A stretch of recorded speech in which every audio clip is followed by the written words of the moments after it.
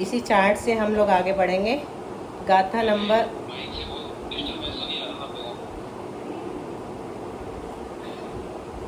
गाथा नंबर 161। आबाहम बोलाविय पढ़म निसे गम्मि देय बहुगंतु तत्तो विशेषहीनम विदियसादिम निसे गोती। आप पढ़ लीजिए भैया, कल अपना हो गया था।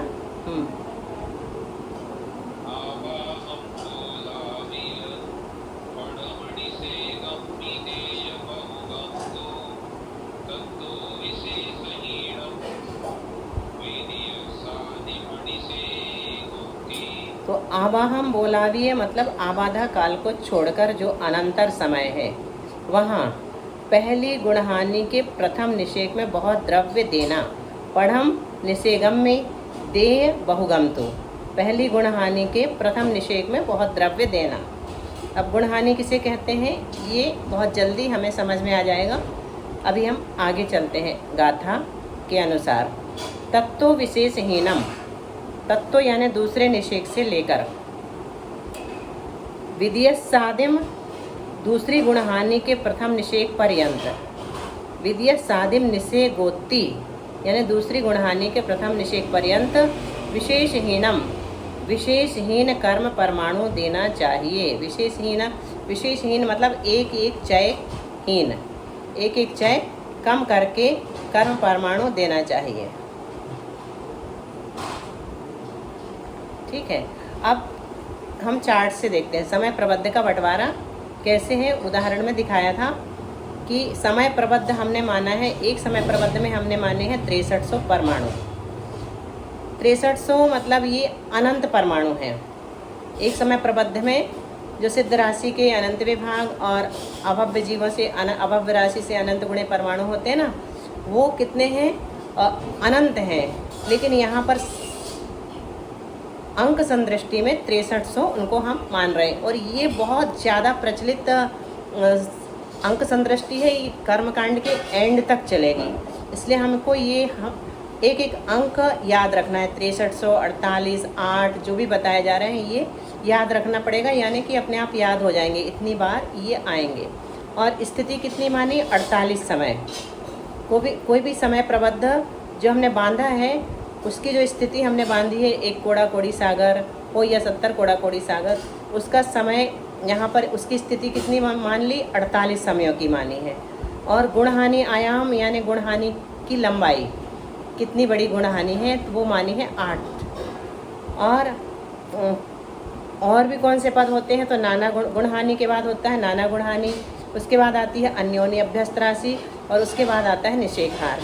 इन सब की आवश्यकता अभी हमें इसी गाथा के साथ पढ़ने वाली है, इसलिए यहाँ पर इनके सूत्र बताए जा रहे हैं कि नाना गुणहानि कैसे निकालते। गुणहानि तो हमें पता चल गया 8, और नाना गुणहानि कितनी होगी?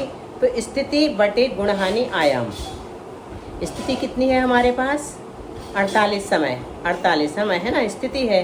तो बटे गुणहानि आयाम, गुणहानि आयाम कितना? 8 है। तो स्थिति में गुणहानि आयाम का भाग देने से कितना आ गया? 48 बटे 8 बराबर 6 संख्या आ गई हमारे पास। ये हमने निकाल लिया। नाना गुणहानि कितनी है हमारे पास? 6 है। मतलब 6300 परमाणु जो हैं वो नाना गुणहानियों में वितरित होंगे। तो वो नाना गुणहानि कितनी प्राप्त होंगी? 6 प्राप्त होंगी। ठीक है, और फिर जाएंगे हम उसके बाद अन्योन्यभ्यस्त राशि। उसके बाद अन्योन्यभ्यस्त राशि भी इसी चार्ट में दिखाई जाएगी। वो कितनी बड़ी होती है, उसका प्रमाण कितना है? तो 2 की घात नाना गुणहानि, 2 की पावर नाना गुणहानि बराबर अन्योन्यभ्यस्त राशि। तो 2 की घात नाना गुणहानि का मतलब क्या होगा? 2 की घात 6, क्योंकि नाना गुणहानि बराबर हमने 6 निकाल लिया है। तो नाना गुणहानि की जगह हम 6 लिख देंगे। तो 2 की घात 6 मतलब 2 दूनी 4 दूनी 8 दूनी 16 दूनी 32 दूनी 64। 6 बार 2 में 2 का गुणा किया तो 64 जो निकला वो अन्योन्याभ्यस्त राशि है। और निषेकहार कैसे निकाला? तो 2 गुणित गुणहानि आयाम, 2 में हमने क्या किया? गुणहानि आयाम का गुणा कर दिया। गुणहानि आयाम हमारे पास कितना है? 8। तो 2 गुणित 8 बराबर जो 16 आया है वो निषेकहार है। ये हम जहाँ पर भी हमसे कहा जाएगा कि एक निषेकहार, तो हमें तुरंत ध्यान आना चाहिए कि 16 जब भी हमसे कहा जाएगा अन्योन्य अभ्यस्त राशि तो अंक संदृष्टि में हमें याद आएगा 64।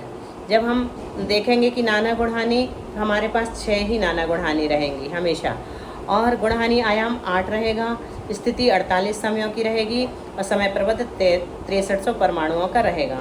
अब हम चलते हैं आगे। अंतिम गुणहानी का द्रव्य कैसे निकाला जाता है। 6 गुणहानी है, उसमें सबसे पहले अंतिम गुणहानी का द्रव्य यहाँ पर निकाल करके बताया जा रहा है। क्यों अंतिम गुणहानी का द्रव्य क्यों निकाल के बताया जा रहा है? वो इसलिए बताया जा रहा है क्योंकि 5वें नंबर की जो अंतिम गुणहानी का मतलब क्या होगा? छठी गुणहानी, ठीक है।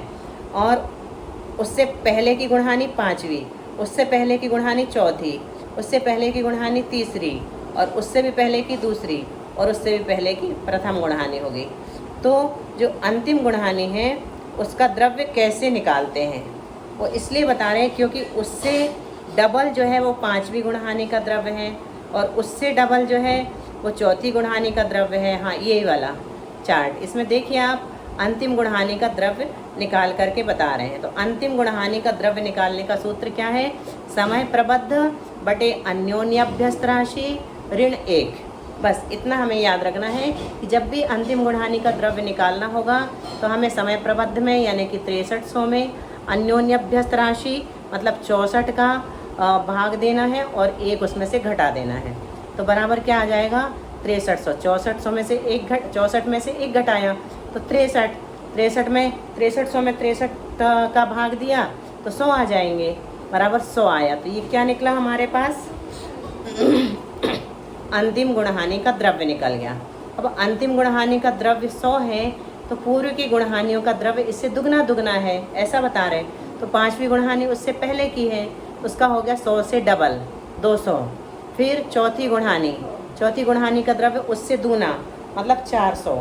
फिर तीसरी गुणहानी उसका द्रव्य उससे भी डबल मतलब 800। फिर दूसरी गुणहानी उसका द्रव्य उससे भी डबल यानी कि 1600। और प्रथम गुणहानी में जब पहुँचेंगे तो वो भी उससे डबल होकर के 3200 हो जाएगा। अब 3200, 1600, 800, 400, 200 और 100 को जोड़ेंगे तो कितना आ जाएगा? 6300 आ जाएगा। ये पूरे समय प्रबद्ध का प्रमाण है। यानी एक समय प्रबद्ध में जितने परमाणु थे उनको हमने 6 गुणहानियों में इस तरह से बांट दिया है। 100, 200, 400, 800, 1600, 3200।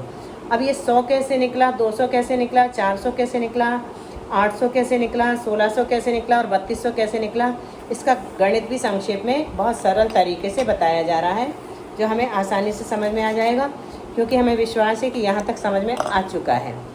आ गया है ना सबको? ठीक है। अब चलिए अगला चार्ट ये है हमारे पास, समय प्रबद्ध का बंटवारा। उसका उदाहरण देते हैं। समय प्रबद्ध बराबर क्या है? 6300 परमाणु और नाना गुणहानी कितनी है? 6 है। तो ये 6 गुणहानी बना दी, 3200 से लेके ऊपर 100 तक 6 गुणहानी ये ट्रायंगल में बनाई है, त्रिभुज में। तो ये त्रिभुज क्यों बन जाता है, इसका भी साइंस है, इसका भी कारण है। इस प्रकार प्रथम गुणहानी से अंतिम गुणहानी तक द्रव्य आधा आधा होता है। प्रथम गुणहानी में कितना था? 3200, दूसरे में हो गया 1600 और फिर 800, 400, 200 और 100। तो प्रथम किसकी आवाज़ नहीं आ रही?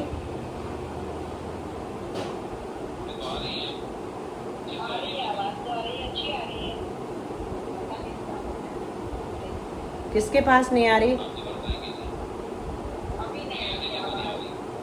अभी आ रही क्या? हाँ ठीक है, क्योंकि आवाज़ नहीं आएगी तो आगे नहीं बढ़ सकते अपन। ठीक है, तो ये जो है इस तरह से 6 गुणहानी में हमने बांट दिया। और गुणहानी आयाम देखिए, यहाँ पर एक करली ब्रैकेट बना हुआ है ना, तो करली ब्रैकेट में एक गुणहानी को कवर किया है, तो उसका आयाम कितना है? गुणहानी आयाम कितना है? 8 समय का है। 8 समय की एक गुणहानी है, तो 6 गुणहानी कितने समयों की हो जाएगी?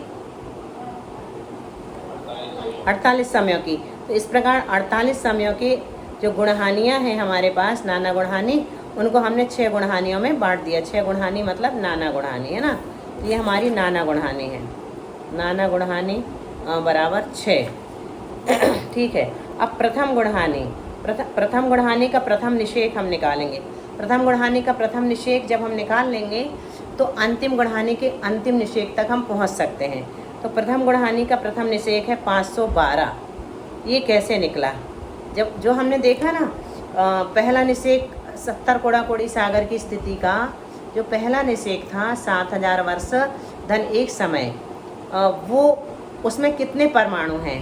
तो मान लीजिए कि 512 परमाणु हैं। तो 512 परमाणु पहले समय में खिर जाएंगे। तो वो 512 कैसे आए वो यहाँ पर बता रहे हैं। प्रथम निषेक बराबर, अगला चार्ट भैया प्रथम निषेक बराबर समय प्रबद्ध बटे साधिक 1.5 गुणहानि। साधिक मतलब किंचिदून द्वयार्ध गुणहानि, ये हम पढ़ चुके हैं, किंचिदून द्वयार्ध गुणहानि। तो समय प्रबद्ध में हमें कुछ अधिक 1.5 गुणहानि का भाग देना है। तो 1 गुणहानि कितने की होती है? 6 समयों 6 की होती है, 6 है ना।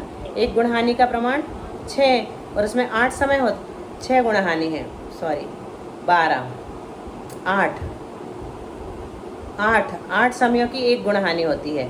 और उसमें 4 और जोड़ दिया तो उसका आधा जोड़ दिया तो 12 हो गया। तो ये कितना हो गया? 1.5 गुणहानि। 8 समयों की 1 गुणहानि है, ठीक है। उसमें 4 और जोड़ देंगे तो 12 का मतलब कितना होगा? 1.5 गुणहानि। और साधिक लिया है, साधिक मतलब कुछ अधिक 1.5 गुणहानि। तो कुछ अधिक से क्या लिया इन्होंने? 39 बटे 128। 12 सही 39 बटे 128 का हमने जब भाग दिया किसमें? 6300 में, तो हमारे पास 512 परमाणु निकल करके आ गए। ये 512 परमाणु जो हैं ये पहले निषेक में होते हैं। पहले निषेक में कितने परमाणु होते हैं? 512 परमाणु होते हैं। अब दूसरे निषेक में कितने परमाणु होते हैं? तो इसमें से 32 घटा दीजिए, 32 घटा देंगे तो 480 बचेंगे। ये साइड में लिखा हुआ है। पहले में 512, सेकंड दूसरा निषेक 480 परमाणुओं का है। तो ये 480 जो है इसमें से 512 में से 32 घटाया गया है। तो ये कैसे निकला 32? इसको निकालने का भी सूत्र साइड में दिया हुआ है। 32 का एक चय होता है, उसी को वृद्धि कहते हैं, उसी को कॉमन डिफरेंस कहते हैं और उसी को विशेष कहते हैं। ये सब एकार्थवाची हैं। तो 32 हमने जो घटाया है 512 में से 480 जो निकाला है वो कैसे आया? तो कहते हैं चय बराबर प्रथम निषेक बटे निषेकहार। अब भी हम निषेकहार पढ़ के आए हैं। निषेकहार का मतलब क्या होता है? 2 गुणहानि, 2 गुणित गुणहानि आयाम, यानी 2 गुणित 8 बराबर 16। 16 का एक निषेकहार होता है। 16 मतलब अंक संदृष्टि है, 16 माना है निषेकहार को। तो प्रथम निषेक हमारे पास 512 है, उसमें हमने एक निषेकहार का भाग दे दिया, मतलब 16 का भाग दे दिया। तो बराबर जो 32 आया वो यहाँ पर चय है, एक चय है, मतलब एक चय हर एक निषेक में घटेगा। प्रथम निषेक से अगले निषेक एक चय हीन है, अतः प्रथम गुणहानि इस प्रकार प्राप्त होगी। अब हमने देखा 512 में से 32 घटाया तो कितना आया? 480। 480 में से 32 घटाएंगे तो कितना आएगा?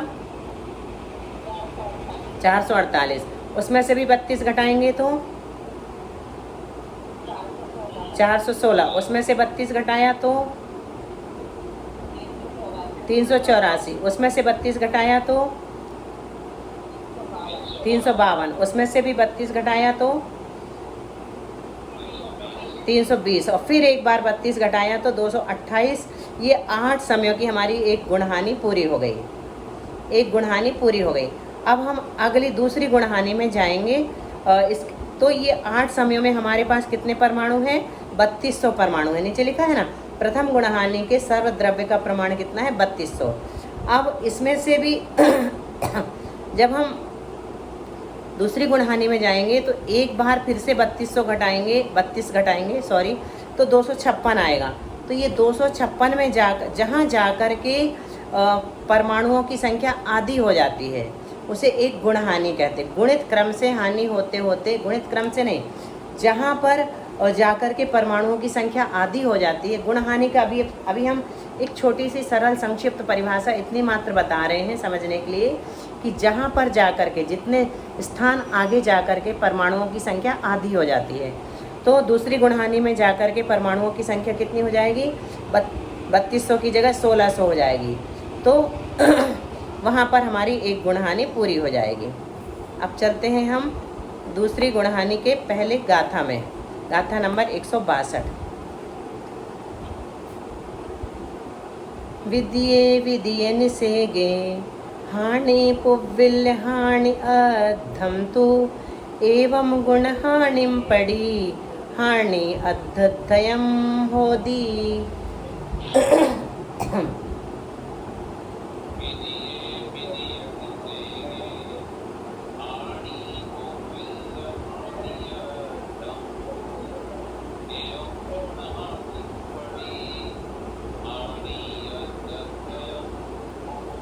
हाँ विजय जी, आप ही पढ़ लीजिए, आज एक ही गाथा होनी है।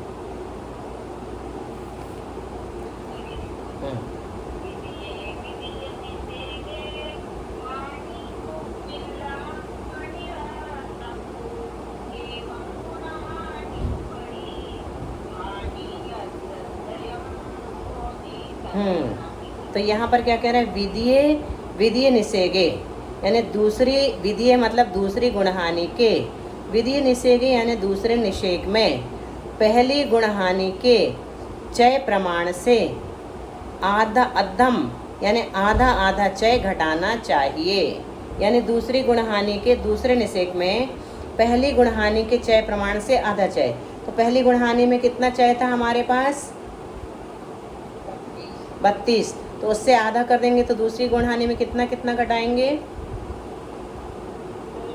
16 घटाएंगे। तो द्वितीय गुणहानि के दूसरे निषेक में पहली गुणहानि के चय प्रमाण से, देखो दूसरे निषेक में क्यों कहा, क्योंकि पहले निषेक में तो 32 ही घटता है। दूसरी गुणहानि का जो पहला निषेक है वहाँ पर जो पहली गुणहानि का चय होता है वही घटाया जाता है। जैसे 288 में हमारा एंड हुआ था 8वें निषेक का, 8वां निषेक आया था दूसरी गुणहानि, प्रथम गुणहानि का 8वां निषेक 288 में आया, 288 में समाप्त हुआ था। तो 288 में से हम एक बार फिर से 32 घटाएंगे तो 256 आएगा। तो ये सबसे दूसरी गुणहानि का पहला निषेक सबसे नीचे 256 जो है, ये इसमें हमने 32 घटाया है पहली गुणहानि के अंतिम निषेक में से। लेकिन अब गाथा में क्या कह रहे हैं, दूसरी गुणहानि का जो दूसरा निषेक है मतलब 240 वाला, तो उसमें हमें क्या करना है, पहली गुणहानि के चय प्रमाण से आधा चय घटाना चाहिए। 256 में से हम 16 घटाएंगे तो कितना आ जाएगा 240 आ जाएगा। तो आधा हमने उससे आधा चय घटाया है। यहाँ पर चय जो है, चय का प्रमाण दूसरी गुणहानि में 16 हो जाएगा। एवं गुणहानिम पड़ी हानि अद्धध्ययम होदी। इसी प्रकार तीसरी आदि गुणहानि के दूसरे निषेक से लेकर चौथी आदि सब गुणहानियों में क्रम से अद्धद्धम यानी आधा आधा चय होता जाता है और कर्म द्रव्य भी क्रम से कम कम प्राप्त होता है। एवं गुणहानिम पड़ी यानी प्रत्येक गुणहानि में आगे जा कर के आधा आधा चय होता जाता है। तो अब देखिए 256 में से हमने 16 घटाया तो कितना आ गया 240। 240 में से 16 घटाया तो 224। 224 में 16 घटाया तो 208। 208 में से 16 घटाया तो 192। 192 में से 16 घटाया तो 176।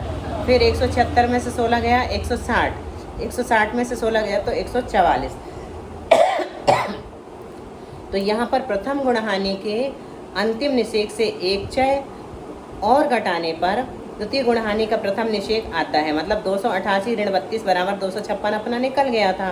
फिर प्रथम गुणहानि से आगे आगे की गुणहानियों में चय आधा आधा होता जाता है। अतः द्वितीय गुणहानि का चय बराबर 32/2 बराबर 16। अतः द्वितीय गुणहानि इस प्रकार होगी। ये हमने बना ली दूसरी गुणहानि।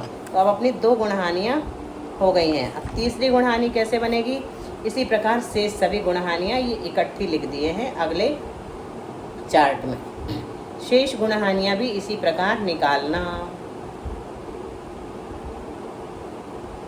अगला चार्ट यही, पहली गुणहानि में 512 पहला निषेक है और अंतिम निषेक 288 है।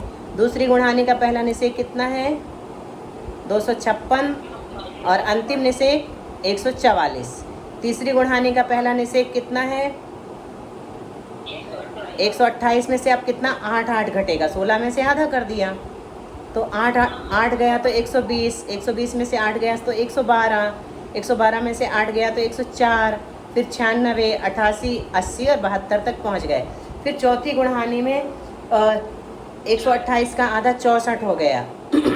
एक बार फिर से हमने 8 घटाया 72 में से, फिर यहाँ पर चाहे कितना हो गया, उससे भी आधा 4 का हो गया। 64 में से 4 गया 60, फिर 4 गया 56, 52, 48, 44, 40, 36। दिख रहा है ना क्लियर? फास्ट तो नहीं जा रहा, सरल है ना। हाँ हाँ। फिर उसके बाद पांचवी गुणहानी का पहला निषेक 32, 36 में से 4 घटा दिया पहले तो 32 आया। फिर 6 को आधा कर दिया, 2 कर दिया, 4 में से 2 घटा के 2 कर दिया तो 32, 30, 28, 26, 24, 22, 20, 18 तक पहुंच गए। तो इस तरह हमारी 5 गुणहानी पूरी हो गई। छठी गुणहानी में 32 का आधा 16 हो गया और 18 में से हमने 1 6 और घटा दिया 2, मतलब 16 हो गया। फिर यहाँ पर 2 का भी आधा 6 कितना होगा, 1 हो जाएगा। तो 16, 15, 14, 13, 12, 11, 10, 9। तो अब कोई बताएगा पहला निषेक कितने परमाणुओं का है? बिल्कुल सही, 512। और अंतिम निषेक कितने परमाणुओं का है? हाँ 512 सही है। और अंतिम निषेक कितने परमाणुओं का है? नहीं, अंतिम निषेक 9 परमाणुओं का। तो जिस समय आखिरी निषेक फिरेगा ना हमारा, जैसे हमने 70 कोड़ा कोड़ी सागर की बांधी या एक सागर की स्थिति बांधी, तो जिस समय आखिरी निषेक फिरेगा वो सबसे कम परमाणुओं का होगा। बस इतने परमाणु खिर गए, मतलब वो समय प्रबंध अब समाप्त हो गया। अब उसका उत्कर्षण अपकर्षण कुछ भी करने के लिए परमाणु नहीं बचे। इस प्रकार से ये हमारी 6 गुणहानियाँ हमने निकाल ली। तो जहाँ जा कर के परमाणुओं की संख्या आधी हो जाती है उसे एक गुणहानि कहते हैं। 512 में से आधी कहाँ हुई? 256 में, तो ये एक गुणहानि हो गई। 256 से आधी कहाँ हुई? 128 में, तो ये एक दूसरी गुणहानि हो गई। तो इस गुणहानि का प्रमाण ऐसे ही मानना कि यहाँ पर जितने परमाणु पाए जाते हैं उसे एक गुणहानि कहते हैं। कहाँ? 256 के पहले एक गुणहानि के 8 समयों में जितने परमाणुओं की संख्या है उतनी बड़ी एक गुणहानि होती है। ये हमेशा अपने को गणित की टर्म याद रखनी पड़ेगी, गुणहानि का प्रमाण क्या है। तो जहाँ पर जाकर के परमाणुओं की संख्या आधी हो जाती है उसे एक गुणहानि कहते हैं। क्या?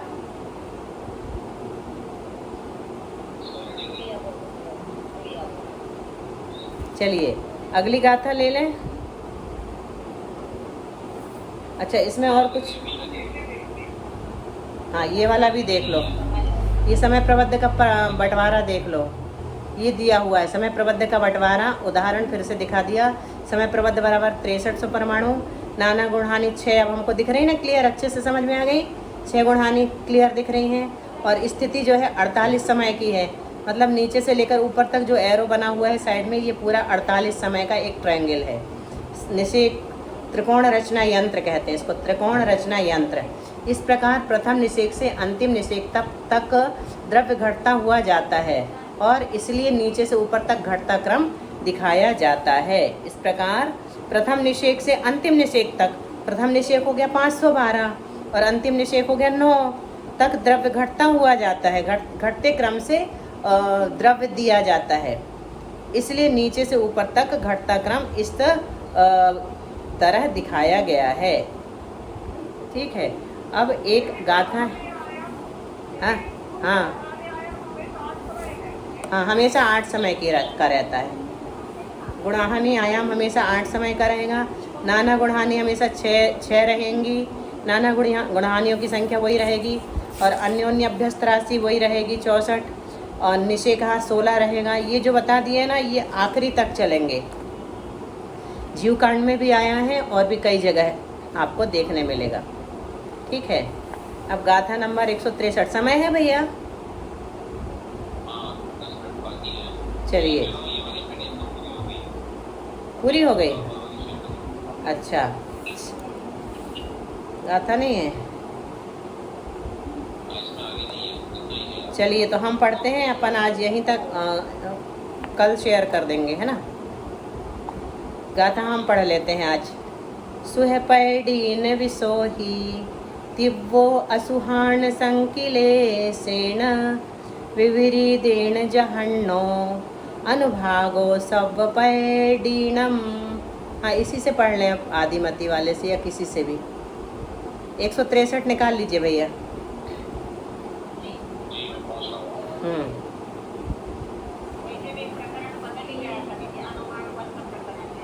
अनुभाग बंद, अच्छा ठीक है, अनुभाग बंद शुरू हो गया तो शुरू करें कि रहने दें आज?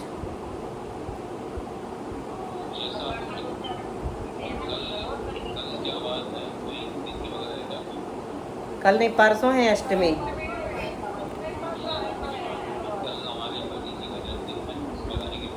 तो कल छुट्टी रख लेते हैं और परसों अष्टमी मना लेंगे अपन, है ना? हाँ, परसों संस्कृत पढ़ लेंगे, कल अपन ऑफ रख लेंगे, है ना? चलिए, तो ये मंगलाचरण जैसा है, इसको तो पढ़ ही लीजिए भैया, फिर अपन आगे नवमी से करेंगे।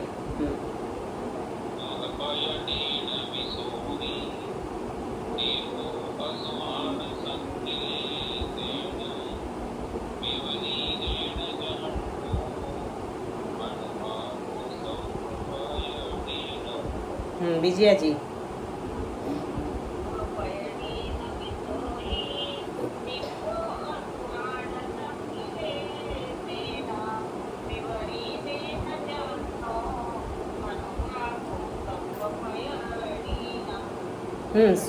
हाँ, सुहपैडीन मतलब सातः वेदनीय आदि शुभ प्रकृतियों का। सुहपैडीन मतलब शुभ प्रकृतियों का। तो शुभ प्रकृतियों की जब भी बात चलेगी तो सातः वेदनीय आदि शुभ प्रकृतियों का अनुभागबंध, अनुभागो यानी अनुभागबंध, विशोही यानी विशुद्ध परिणामों से, तिव्वो यानी उत्कृष्ट होता है। क्या कहा? सातः वेदनीय आदि शुभ प्रकृतियों का अनुभागबंध विशुद्ध परिणामों से उत्कृष्ट होता है। अभी हमने क्या पढ़ा? अब पिछले वाले चैप्टर का नाम क्या था? अधिकार का नाम स्थिति बंध, है ना? स्थिति बंध के बाद पहले हमने, उससे भी पहले स्थिति बंध से पहले क्या पढ़ा था? हाँ, प्रकृति समुत्कीर्तन, प्रकृति बंध, है ना?